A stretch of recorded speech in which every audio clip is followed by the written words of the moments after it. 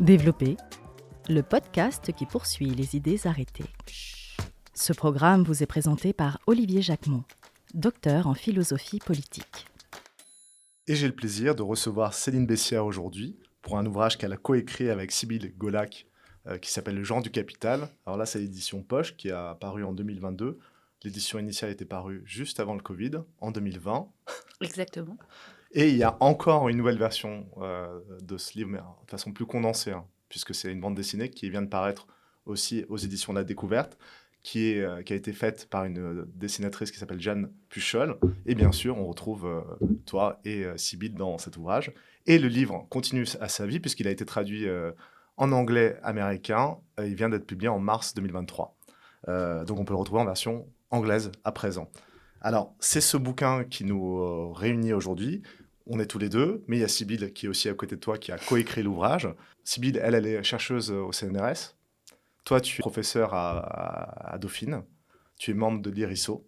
Exactement. Vous avez fait partie de collectif qui s'appelait 11, puis qui a changé de nom, qui s'appelait Rupture, je crois, puis Justine. Tout à fait. Voilà. Vous avez travaillé sur la question des tribunaux. Vous avez écrit sous le label du collectif 11 un livre qui s'appelait Au tribunal des couples. C'est ça. Donc on a travaillé avec cette équipe de 2008 jusqu'à l'année dernière sur le traitement judiciaire des séparations conjugales. En plus, c'est une équipe qui est pluridisciplinaire parce qu'il y a aussi bien des sociologues que des juristes, que des démographes, que des politistes. Donc ça permet de croiser des disciplines et ça aussi, c'est au cœur de ton travail, enfin de votre travail avec Sybille. Et tu pars très bientôt aux États-Unis. Tu es invité à NYU, à l'Institut d'études françaises. Exactement. Le bouquin m'intéressait beaucoup parce qu'on s'est moins intéressé à la famille pendant longtemps comme lieu de production des inégalités que par exemple les inégalités salariales, on en a beaucoup parlé. Et en fait, il se passe qu'on change de configuration peut-être, puisqu'on est dans une logique d'accumulation et d'accroissement des inégalités patrimoniales. Oui. C'est ça ? Tout à fait. Je peux développer là-dessus. Qu'est-ce que ça change en fait ? Qu'est-ce que ça change ? Et depuis quand ?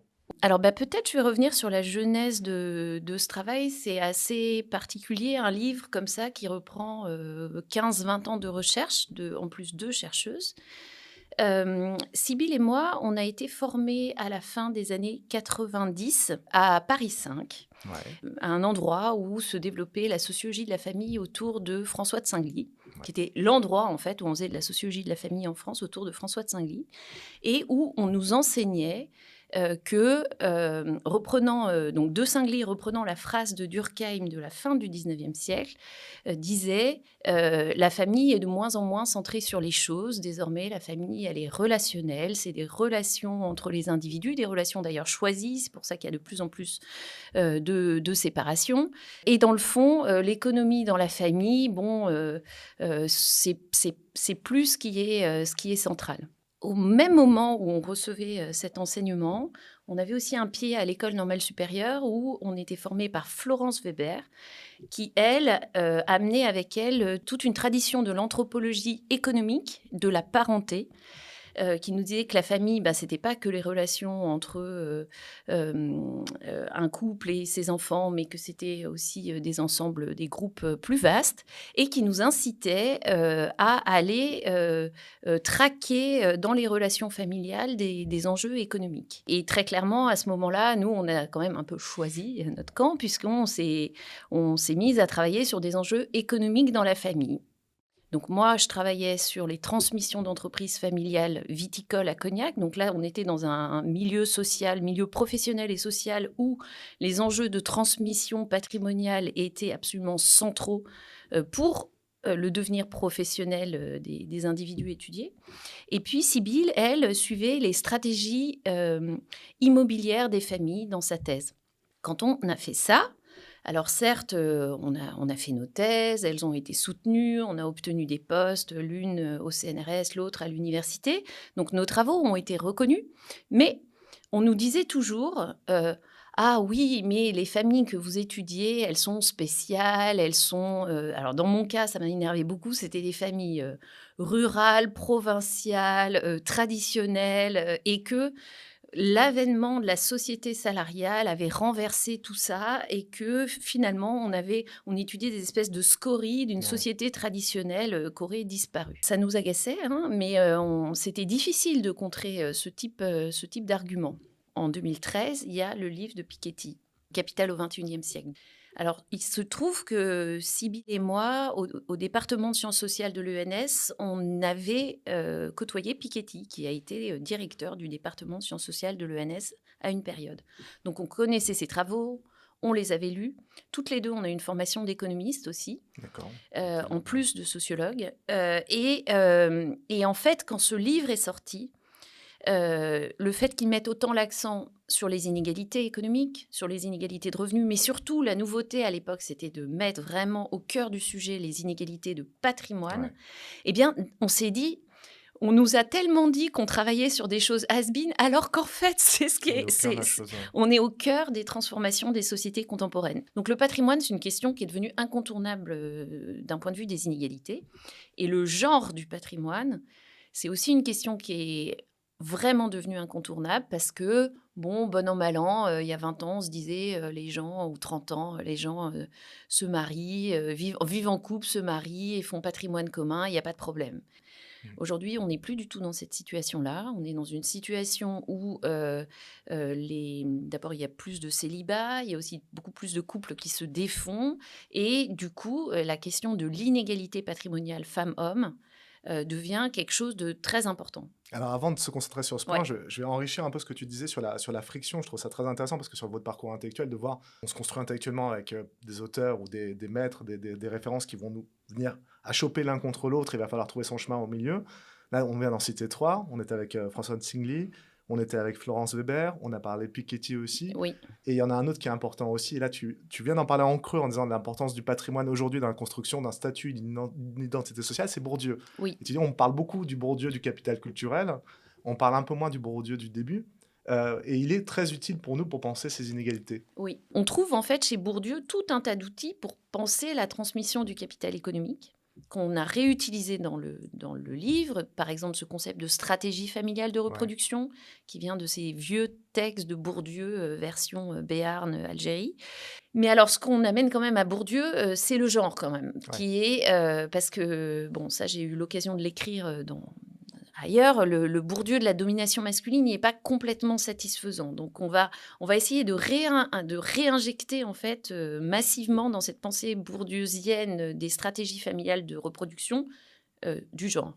Alors, justement, dans ces stratégies familiales, il y a des arrangements économiques. C'est ce que vous dites, dans la production, dans la circulation, dans le contrôle et dans l'évaluation des richesses qui sont produites au sein de la famille, qui n'est pas juste une cellule affective, mais qui est justement une cellule économique aussi. C'est ça que vous réhabilitez. Oui. Avec des différences entre les genres et entre les sexes. Oui. Alors là, on a, là toujours la veine Florence Weber, elle nous avait aussi très tôt fait lire Viviana Zelizer. Et chez Zelizer, on trouve plein d'outils pour penser l'économique dans les transactions intimes, c'est son terme à elle. Donc ça, c'était aussi un appui théorique très très fort pour aller traquer en fait tous ces enjeux économiques dans les rapports familiaux. Et en réalité, il y en a plein, il y en a tout le temps. Alors, voilà, la famille, c'est une unité de consommation, c'est une unité de production. Alors là, si on lit les féministes et qu'on prend au sérieux le travail domestique, c'est bien une unité de production. On peut aller aussi suivre la circulation de l'argent dans les rapports familiaux. On n'a pas réinventé tout ça toute seule. Il y avait plein de travaux disponibles pour dire ça, mais c'est là qu'on s'est situé. Vous êtes situé là et grâce à un travail aussi méticuleux d'enquête, alors que ce soit les monographies dont tu parlais, c'est le travail que tu as mené au long cours avec justement le milieu viticole, c'est aussi les statistiques qui vont vous permettre, quand elles sont bien lues, de comprendre ce qui se passe au sein d'un ménage ou d'un foyer, mais donc justement ce qu'est une famille et qui constitue une famille et quels sont les rapports à l'intérieur de cette famille, mais aussi des enquêtes et des observations, que ce soit dans les tribunaux, dans des cabinets, dans des études. Et là, ça te permet de suivre tous les grands moments de la vie, quoi. Dans la monographie, tu accompagnes des gens sur le temps long, mais vous vous êtes aussi concentré sur des moments assez extraordinaires, dans le sens qui sortent de l'ordinaire, lesquels? C'est exactement ça ce que je voulais dire tout à l'heure. C'est qu'il y a de l'économique dans tout le temps, en fait, à tout instant. Mais le problème, c'est quand on est sociologue de la famille, on a un problème méthodologique de base, en fait, c'est comment enquêter sur la vie privée des gens. Ouais. On ne peut pas être dans leur chambre à coucher, on ne peut pas être dans leur cuisine en permanence. Donc, il faut trouver des moyens méthodologiques il faut trouver les moyens, en fait, d'enquêter sur la vie privée. Et donc, prendre ces moments extraordinaires, donc les 2 moments extraordinaires qu'on étudie principalement dans le livre, c'est le divorce, les séparations et les successions. Ouais. 2 moments où les enjeux patrimoniaux deviennent explicites et où il faut bien en parler. Alors, avec aussi cette question de à qui et dans quelles circonstances parle-t-on de l'argent en famille ? En réalité, assez peu. Et même en famille, c'est-à-dire que les gens ne se mettent pas autour d'une table pour dire « Tiens, allons, comment va-t-on se répartir les choses ?» Donc, il faut arriver à trouver des moyens d'étudier ça. Alors, les aspects méthodologiques, on y tient beaucoup. On vient vraiment d'une formation où moi, j'ai beaucoup enseigné les cours de méthode à l'université Paris-Dauphine. Et on vient avec Sybille d'un endroit de la sociologie où, en gros, l'empirie, ça compte. Et on pense aussi que ça peut être intéressant quand on construit un objet d'avoir plusieurs regards dessus. Et donc ce livre, bon alors on a mis 15 ans à compiler tout ça, mais c'est en effet des enquêtes dans les familles, des monographies de famille. Donc ça mérite quand même un petit instant. C'est assez coûteux comme méthode d'investigation, puisque l'essentiel de la sociologie de la famille se fait par entretien, toujours avec ce problème de on ne peut pas aller observer la chambre à coucher des gens. Donc, on fait des entretiens enregistrés. Mais très souvent, la sociologie de la famille, c'est un entretien enregistré avec une personne qui va vous parler de sa famille. Nous, on est allé vraiment sur une option beaucoup plus coûteuse qui est sur une même situation familiale, on va interviewer dans la longue durée, donc on a été formé à l'ethnographie, plusieurs personnes.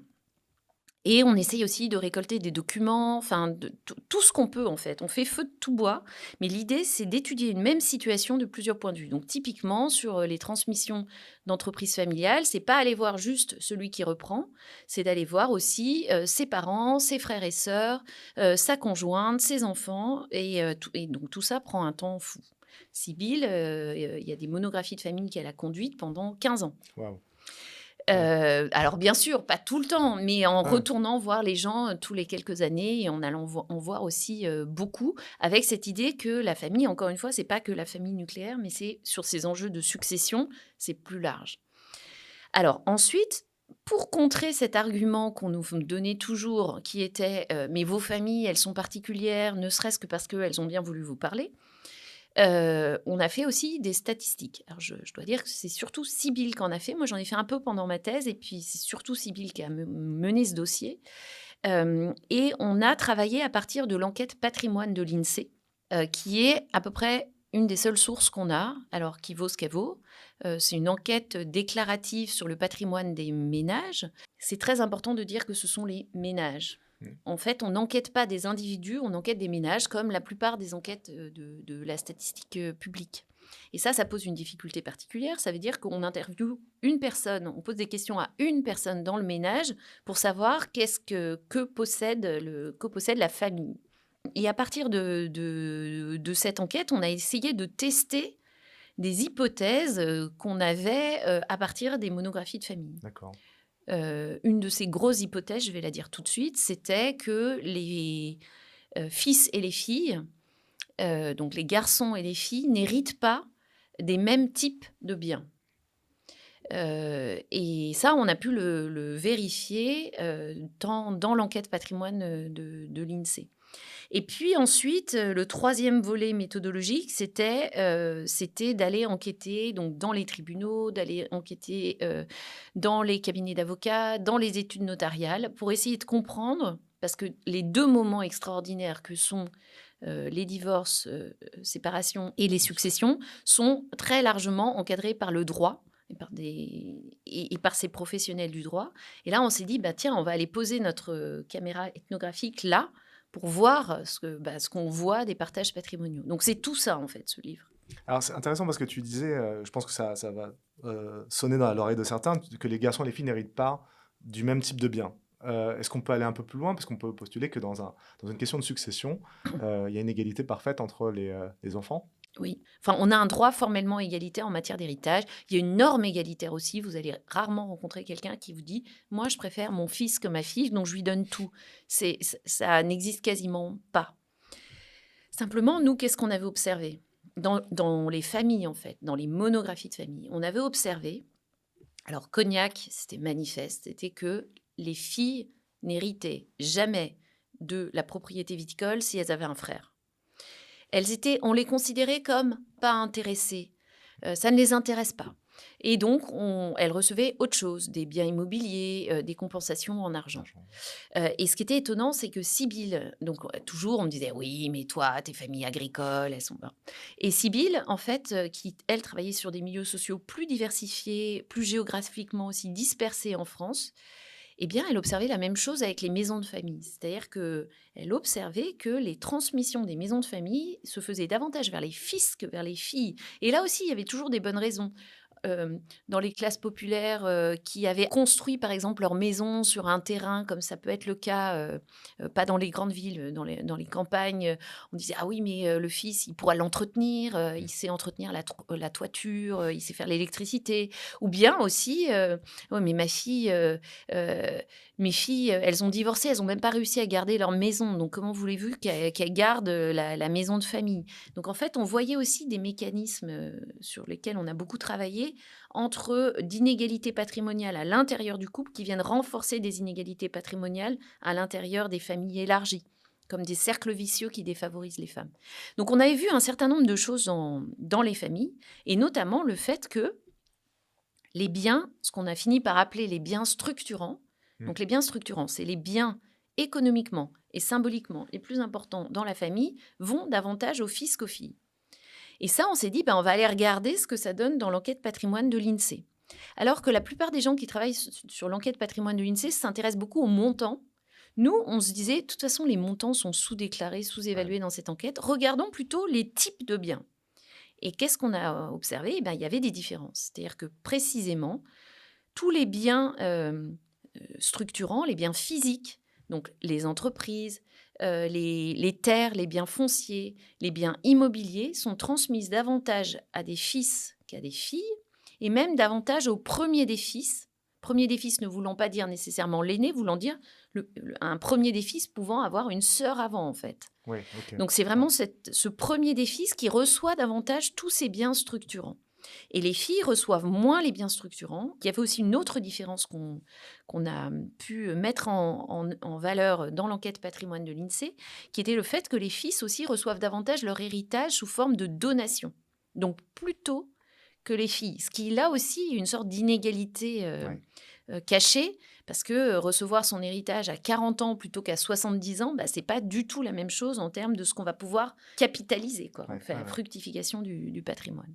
Donc voilà ce qu'on a été, la manière dont on a été regarder l'enquête patrimoine de l'INSEE en matière d'héritage. Et c'est très important pour nous de dire qu'on n'aurait jamais posé ces questions-là à cette enquête si on n'avait pas fait tout ce travail pendant des années dans les familles. Qui t'a amené ça. Oui. Ouais, c'est extrêmement intéressant parce que du coup, tu rentres sur une lecture qui est de quelque chose qui est maquillé par le quantifiable. C'est-à-dire, on a des chiffres, on sait, on se dit, tiens, un patrimoine qui est à peu près équivalent, mais si tu regardes la qualité de ce qui est distribué, on voit qu'il y a des inégalités qui sont posées. Exactement. Ouais. Dans le bouquin, vous racontez que les femmes sont finalement 3 fois lésées. C'est-à-dire qu'il y a un lien avec l'héritage, mais ce qui est donation, par exemple, tu grandis au sein de ta famille, on te donne quelques petits privilèges, on te permet de t'héberger dans la ville où tu vas faire tes études sans payer le loyer ou un loyer très faible, on va te donner un peu d'argent pour t'encourager, acheter ta première voiture, travailler, etc. On se rend compte que les garçons sont plus aidés initialement. Ensuite, au moment de leur vie, alors si on termine, c'est par l'héritage, ce qu'on vient de voir, et au milieu, il y a la question de la carrière et la question de l'épargne. Et là aussi, elles sont désavantagées au sein du couple, au sein du foyer. De quelle façon ? Oui. Alors là, on revient sur des choses davantage connues d'une certaine façon, qui est l'inégalité de revenus femmes-hommes. Alors, l'inégalité de revenus femmes-hommes, il y a plein de manières de la mesurer. Il y a au moins 3, voire 4 chiffres disponibles. Le premier moyen de le mesurer, c'est de dire on prend l'ensemble des hommes en France, l'ensemble des femmes en France, et on regarde leurs revenus, c'est-à-dire par rapport au patrimoine, qui est le stock de ce que les gens détiennent. Le revenu, c'est ce qu'ils gagnent chaque mois. Ça peut être du revenu du travail, mais ça peut être aussi des revenus d'allocation, de pension de retraite. Bon. Euh, donc, si on prend les revenus de l'ensemble des hommes, l'ensemble des femmes en France, 25% d'écart. Un quart de moins pour les femmes, ce qui est quand même énorme.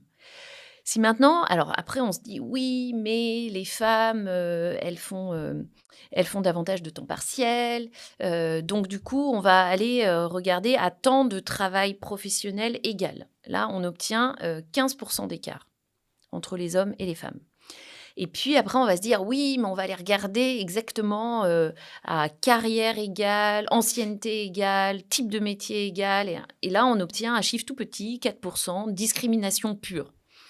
Alors, c'est assez drôle de voir qui brandit quel chiffre. En fait, tous ces chiffres sont vrais donc, et décrivent toute une palette d'inégalités faites aux femmes en matière professionnelle, qui vont de les hommes et les femmes ne sont pas dans les mêmes secteurs d'activité, les secteurs d'activité masculins sont plus traditionnellement syndiqués, ont un certain nombre d'avantages salariaux que n'ont pas les métiers féminins.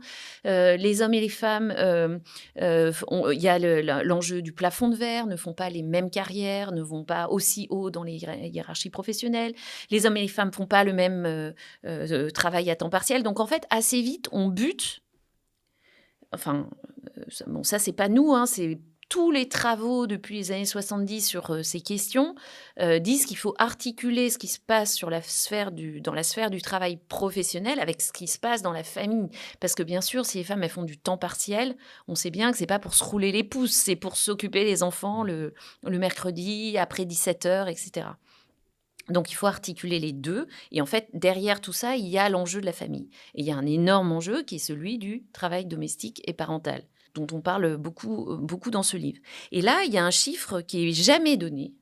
C'est regarder les hommes et les femmes en couple, la différence de revenus entre les hommes et les femmes en couple. Et là, on n'est pas à 25%, on est à 42%. Ça veut bien dire qu'il y a quelque chose qui se joue dans la conjugalité. Conjugalité dans le fait ensuite d'avoir des enfants produit de l'inégalité salariale. C'est documenté depuis très longtemps. François de Singly en parlait dans les années 80. Fortune et infortune de la femme mariée parlait déjà de ça, du fait que se mettre en couple et faire des enfants favorise les carrières des hommes, pénalise les carrières des femmes. Donc, si on rajoute à ça le fait que les hommes et les femmes se marient moins aujourd'hui que par le passé, font donc moins patrimoine commun, ils vont épargner chacun de leur côté, mais on voit qu'il y en a qui vont épargner plus que d'autres. Surtout qu'il y a une norme égalitaire qui s'est imposée. C'est-à-dire qu'en gros, ça c'est quelque chose que finalement, on a pu le mettre dans la préface du livre de poche, je crois. C'était, après avoir écrit le livre, on s'est dit, en fait, ce qu'on a montré là, c'est que la norme égalitaire produit de l'inégalité. C'est-à-dire que tout le monde se gargarise tellement de « Ah, on est dans un pays où on a un droit égalitaire, on a des lois pour l'égalité, les femmes maintenant sont autant plus diplômées que les hommes, elles font carrière, l'égalité économique, bon, elle n'est pas encore là, elle divorce, elle n'est pas encore là, mais elle est presque là. Regardez, 4% la discrimination pure, c'est presque rien. Donc, l'égalité est presque là, et donc au nom de cette égalité presque là, eh bien, il y a va arriver aussi une norme égalitaire en matière de consommation, c'est-à-dire on partage le loyer 50-50, on partage les frais à 50-50. Et les femmes ont intériorisé ça aussi. L'idée que... c'est une façon d'être autonome, voilà, indépendante. qu'il fallait qu'elles aient leur émancipation, leur autonomie par leur travail salarié et par leur salaire et par leur argent, et qu'elles ne voulaient pas dépendre des hommes économiquement. Mais ça, en fait, ça produit, dans une espèce de paradoxe infernal, ça produit de l'inégalité économique. Donc ça produit des choses très bizarres, en fait, quand on voit les choses comme ça. 1965, en France, c'est le moment où les femmes mariées acquièrent les mêmes droits que les hommes sur leur patrimoine. C'est très récent. Possibilité d'ouvrir un compte bancaire, d'avoir un contrat de travail sans demander l'autorisation de son mari, et de gérer son argent, ainsi que l'argent du couple, au même titre que son mari. C'est le milieu des années 60. Et c'est pile le moment où le mariage commence à décliner et où, du coup, toutes les protections qui étaient associées au mariage pour les femmes, enfin, pour celui dans le couple qui gagne le moins, donc les femmes, vont aussi être affaiblies. Il y a de plus en plus de couples qui se séparent. Il y a de plus en plus de couples, notamment les couples les plus riches, qui font de la séparation de biens. Et tout ça conduit à individualiser les patrimoines des femmes et des hommes et conduit donc à ce qu'il y ait une inégalité de patrimoine femmes-hommes qui s'accroît. Ouais. Et là, je ne suis pas en train de dire mariez-vous. Je suis en train de dire regardons les choses en face, quoi. Ouais. On pourrait avoir l'impression, si on regarde juste l'indicateur des revenus, que ça s'améliore, mais regardez l'indicateur des patrimoines, ça ne s'améliore pas. Et au contraire, c'est en train de s'empirer. Ouais, sachant que, bon, autant Marx te disait que dans le rapport salarial, tu as un rapport d'exploitation où tu donnes une valeur de ton temps et ton énergie et il y a une plus-value qui en est soutirée, mais c'est pas toi qui récupères cette plus-value-là. Au sein d'équipes domestiques aussi, la même chose. C'est-à-dire que tu dis, si il y en a un qui peut épargner plus, c'est qu'il y en a un autre qui va sacrifier du temps pour un travail qui est mal payé, mal valorisé et souvent invisibilisé. Oui. Et c'est pour ça que c'était important d'aller, on va y venir, j'imagine, dans les tribunaux au moment des divorces. J'ai envie de venir maintenant à ça. Oui, c'est ça, ça amène à ça. Non, Parce que mais précisément, quand on... Donc là, avec Sybille et puis toutes les équipes de recherche avec lesquelles on a travaillé sur le traitement judiciaire des séparations conjugales, ce qui est vraiment frappant, c'est de voir à quel point tout ce travail domestique et parental mis en œuvre par les femmes dans le couple, dans la famille, il n'est pas reconnu du tout. Au moment des séparations conjugales. Et il n'est pas compté, il n'est pas reconnu, il est invisibilisé. Et on va trouver des choses, par exemple, des phrases qu'on a vues très souvent dans les conclusions d'avocats, d'hommes qui divorcent. Madame a choisi de travailler à temps partiel. Et puis elle va répondre, mais c'était un choix de couple, en fait. Et voilà, donc c'est vraiment un des moments où on voit ça. On voit l'absence de reconnaissance de tout ce travail. Je trouve ça, moi, c'est la partie qui m'a le plus intéressé et interpellé, c'est vraiment la représentation qu'ont les avocats, les notaires, des situations qui se présentent devant eux, avec une lecture extrêmement sexiste, finalement, une appréciation de l'homme qui travaille, il faut protéger son travail, donc la femme qui par confort a décidé de ne pas travailler ou travailler à temps partiel, qui, quand elle réclame une réparation pour le temps et la carrière qu'elle a sacrifiée, peut sembler greedy, cupide, avide. Enfin, on est dans un endroit, on est dans la fabrique du droit qui normalement est égalitaire, où on vient avaliser des situations qui ne le sont pas. Oui. Alors, je ne dirais pas les choses exactement comme vous. Je me permets d'avoir cette liberté. Alors, je sais qu'on a été beaucoup lus par des juges, des avocats et même des notaires. Et je tiens à être précise sur les mots que j'emploie. En fait, ce qu'on décrit dans le livre, c'est ce qu'on appelle des comptabilités sexistes. Oui. Donc, quand on regarde les actes notariés, on se dit, en fait, ils font une liste du patrimoine, enfin des différents types de biens qui composent le patrimoine. Ils évaluent, ils mettent des sommes d'argent en fait en face. Ils font une somme et puis ils divisent entre les héritiers. On a travaillé sur des centaines de documents de cet ordre-là et quand on lit ces documents, on se dit ça se passe comme ça. Puis en faisant toutes les interviews avec les notaires, avec les familles aussi, en fait, en réalité, ça se passe en pratique exactement dans l'autre sens. Donc ça, c'est ce qu'on a appelé, nous, la comptabilité inversée. J'explique. Donc la comptabilité inversée, c'est le fait que, en fait, quand les gens arrivent chez le notaire pour se partager le patrimoine de leurs parents, dans le cadre d'une donation ou dans le cadre d'une succession, ils savent très bien qui va reprendre l'entreprise familiale, qui va reprendre la maison de famille. Ils savent déjà qui va reprendre quoi. Et le notaire, c'est même son rôle de chercher un consensus sur cette répartition des biens. Et ensuite, ce qui se passe, c'est qu'il y a un jeu sur l'évaluation et l'inventaire. Alors, ça peut paraître bizarre, mais vous allez comprendre. Le jeu sur l'évaluation, c'est qu'il y a des biens qui sont vendus et des biens qui ne sont pas vendus. Et ces fameux biens structurants, les entreprises, les terres, les biens immobiliers, ils ne sont pas toujours vendus.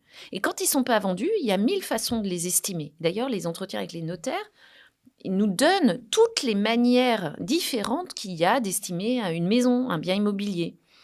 On peut prendre la valeur locative, on peut prendre la valeur, demander à des agents immobiliers la valeur sur le marché à un moment donné, on peut prendre la valeur des matériaux. Il y a du jeu en fait, il y a beaucoup de jeu. Donc on peut jouer sur ces évaluations. Et sur l'inventaire, c'est un peu la même chose. Avec les monographies de famille qu'on a faites, on a vu des situations où tout le monde sait qu'il y a eu une donation qui n'a pas été rapportée à la succession. Voilà, des avantages, un fils qui a été logé pendant X années, gratuitement par ses parents et les autres n'ont pas eu cet avantage. Donc il y a des choses qui sont comptées, il y a des choses qui ne sont pas comptées. Donc tout ça, ça fait du jeu et donc la manière de travailler des notaires, c'est, et des avocats aussi, dans ces arrangements patrimoniaux, c'est vraiment de chercher d'abord le consensus sur la répartition et ensuite d'évaluer, et de faire l'inventaire pour avoir des lots qui soient économiquement équivalents. Donc en fait, si on met ça bout à bout avec ce que j'ai dit sur les biens structurants qui vont davantage au fils qu'aux filles, ben, en gros, les gens arrivent avec le bien structurant qui structure justement la succession, va aller au fils et on va réfléchir à combien le fils peut donner à sa sœur ou à ses autres frères pour compenser ce qu'il a reçu. Et c'est là que se niche une inégalité qui, une fois passée entre les mains du notaire, n'apparaît plus parce que tout ça est estampillé comme étant parfaitement dans les règles du droit qui est formellement égalitaire. Donc, voilà, quand on a compris ça nous a mis un peu de temps avant de comprendre ça. Quand on a compris tout ce processus, on se dit, mais finalement, ces professionnels du droit, qu'est-ce qu'ils font? Est-ce que juste ils entérinent? Une manière de voir les choses, ça serait de dire, juste, ils entérinent les arrangements patrimoniaux inégalitaires qui ont lieu dans les familles. Mais ils font plus que ça. Ils les légitiment, en fait. Ils les invisibilisent, ils les légitiment. Parce qu'une fois que c'est passé entre leurs mains, ça ne va pas au tribunal. 95% des successions sont réglées dans les études notariales. Ça ne va pas au tribunal. Il n'y a pas de conflit. Et les notaires nous disent, c'est notre rôle qu'il n'y ait pas de conflit. On est les agents de la paix des familles. Et les gens ne veulent pas de conflit aussi. Les femmes ne veulent pas de conflit, notamment. Donc, et donc, tout ça est estampillé comme étant égal. Donc, ils légitiment, ils entérinent cette manière de voir les choses. Donc, ce qu'on dit dans le livre, c'est qu'il n'y a pas besoin... On a rencontré des notaires parfaitement misogynes, mais il n'y a pas besoin de l'être pour travailler de cette façon-là. On a même rencontré des avocats, des féministes, qui se retrouvent à quand même compter de cette manière-là pour trouver un consensus. C'est la logique de la pratique qui produit ça. Alors là, j'ai fait la démonstration sur la succession, mais on pourrait faire la même... sur le partage du patrimoine au moment d'un divorce. C'est à peu près les mêmes enjeux en réalité. Et on sait que là aussi, contrairement à l'idée commune que les femmes restent dans les maisons avec les enfants suite à une séparation, alors, les femmes s'occupent davantage des enfants, donc ont davantage la résidence des enfants après une séparation, malgré la montée des résidences alternées qui reste toujours une forme minoritaire. C'est toujours les femmes qui, en majorité, s'occupent des enfants après une séparation, mais elles ont beaucoup de mal à garder leur résidence principale quand elle est en propriété. Elles ont beaucoup plus de mal à rester propriétaires que les hommes, y compris quand il y a des enfants, parce qu'elles n'ont pas les moyens, en fait, de continuer à payer les crédits immobiliers, plus des fois il y a des problèmes de violence. Donc ça revient à notre histoire de biens structurants qui vont davantage aux hommes et aux femmes qui reçoivent des compensations dans les conditions que je viens d'expliquer. Donc voilà. C'est un peu tout ça qu'on essaye de démêler dans le bouquin. On essaye de comprendre aussi qui sont ces professionnels du droit. Donc, notamment, on a travaillé sur les notaires, les avocats, les juges. C'est pas exactement les mêmes. Les notaires, c'est plus des hommes. Les juges, c'est plus des femmes. Mais c'est pas parce qu'il y a plus de femmes juges qu'elles avantagent les femmes. Bien au contraire, on a pu montrer que les magistrates pouvaient être réticentes, notamment à fixer des prestations compensatoires aux femmes. Donc voilà, c'est tout ça qu'on déplie dans la deuxième partie du livre. C'est absolument passionnant parce qu'on rentre vraiment dans le cabinet. Il y a des témoignages qui sont... En plus, vous gagnez la confiance assez naturellement des gens avec qui vous parlez, les juges, les avocats, avec des questions aussi d'habitus, où on se rencontre, où on dit on peut établir une complicité, on voit ce qui se passe. Et ça aussi, c'est presque un pan autre, parce qu'on parle du genre, mais on peut parler aussi vraiment des classes sociales qui sont représentées dans ces espaces, la connaissance du droit, ou au moins la compréhension des mécanismes qui font qu'on peut être dans une conversation presque de ville, mondaine, où le temps va s'étirer, on va passer plus de temps avec quelqu'un qui nous ressemble qu'avec quelqu'un qui n'a pas le même capital culturel, économique que nous, et c'est des choses qui sont implicites, mais qui vont avoir un impact sur, évidemment, les décisions qui vont être prises derrière, quoi, et les actes. Oui, en fait, c'est pas du tout accessoire. C'est assez difficile dans le livre, encore plus à l'oral, de tenir ensemble les enjeux de genre et les enjeux de classe, mais c'est ce qu'on a essayé quand même de faire dans ce travail. Et notamment, les enjeux de classe se manifestent dans les relations avec les professionnels du droit. Qu'on a étudié, par le temps qui peut leur être consacré, par la connivence qui peut s'établir aussi entre eux, par la compréhension des enjeux, qui font que face à ces enjeux, le dernier chapitre de notre livre, c'est le titre, c'est je ne vais pas réussir à le dire. On y est. C'est la phrase Esclave de Louise Michel, esclave entre tous et l'ex-femme du prolétaire. Pour essayer de tenir ça, tout ensemble. La phrase de Louise Michel, c'était esclave entre tous et la femme du prolétaire. Et nous, on a mis l'ex-femme du prolétaire pour montrer comment se combinent ces enjeux de classe et de genre. Et justement, si on regarde là du côté des lectures féministes, c'est ce que tu cherches à faire, enfin ce que vous cherchez à faire, puisque vous revendiquez d'un féminisme matérialiste qui est apparu dans les années 70. Peut-être que tu peux nous dire un peu plus là-dessus. Oui. Donc notre travail avec Sybille, en fait, on se disait, on nous pose souvent la question de comment est-ce que... Enfin, c'est la première fois dans un livre qu'on écrit...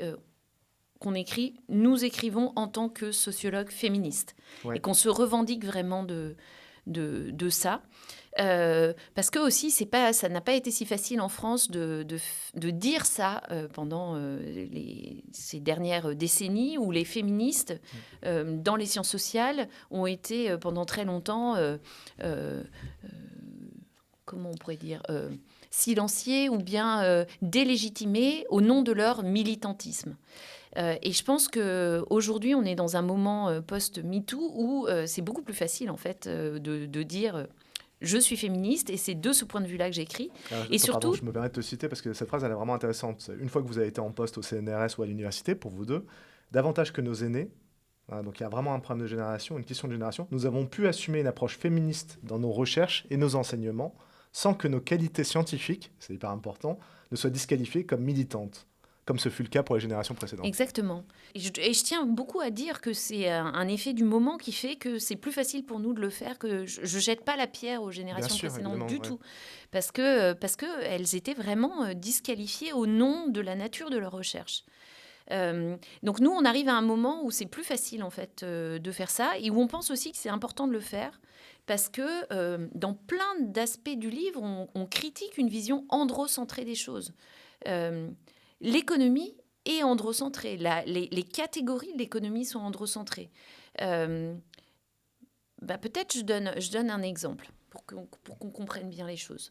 Un des points qu'on développe dans le livre, c'est la question de la prestation compensatoire. Donc, la prestation compensatoire, c'est une mesure qui est dans le Code civil qui permet la compensation des inégalités économiques entre deux époux suite à un divorce.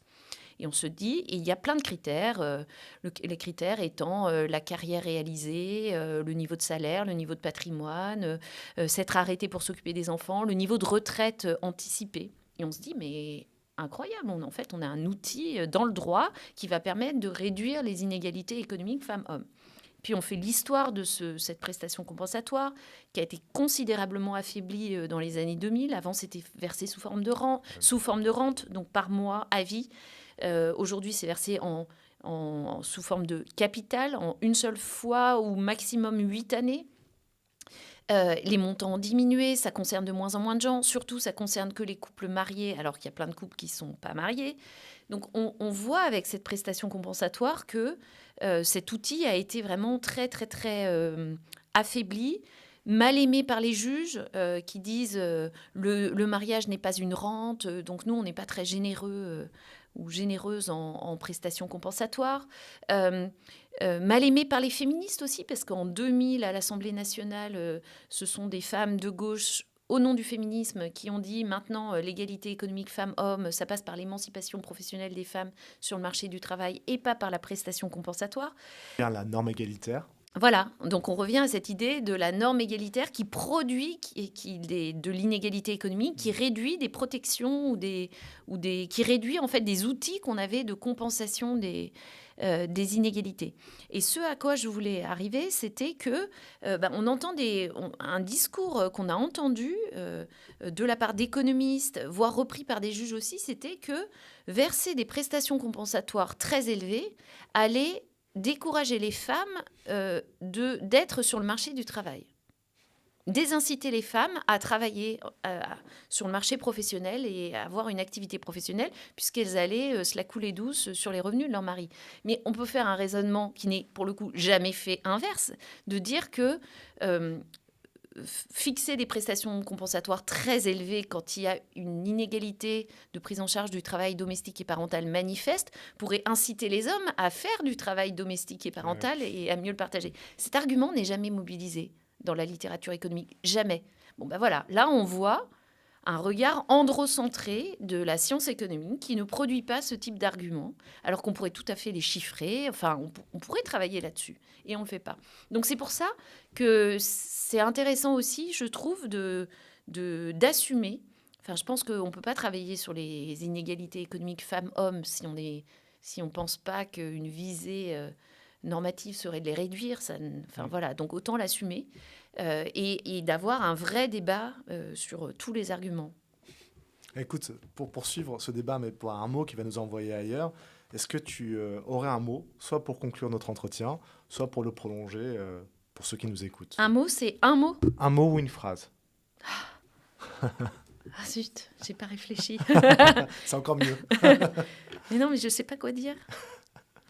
Ça peut être vacances aussi. Ah oui, alors là, vraiment vacances. Non, ce que j'aurais envie d'écrire, c'est...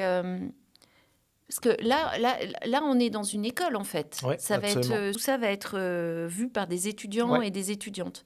Et moi, ce que j'aime bien dire aux étudiantes, c'est que si à l'issue si elles sont arrivées au bout de ce podcast, elles seront c'est obligées. que si elles pensent que ce dont je suis en train de parler concerne leur mère ou leur grand-mère, et que elles, à leur génération, c'est bon, ça va être réglé, tout est réglé. Je tiens juste à leur dire que moi, quand j'étais à leur place, je pensais ça aussi, et que c'est pas du tout réglé. Donc il faut vraiment affronter ces questions, enfin les inégalités économiques femmes-hommes, c'est vraiment à la génération des étudiantes d'aujourd'hui de les prendre en face avec toute la lucidité. Voilà, ça va être lucidité, mon mot. Ah, c'est un joli mot. Nécessaire pour lucidité. Pouvoir les affronter. Je le montre. Merci beaucoup, Céline. On en a terminé. Soyons lucides. Développer, le podcast des humanités, vous a été présenté par l'ESCE, la Grande École du Commerce Extérieur et le groupe Omnes Éducation.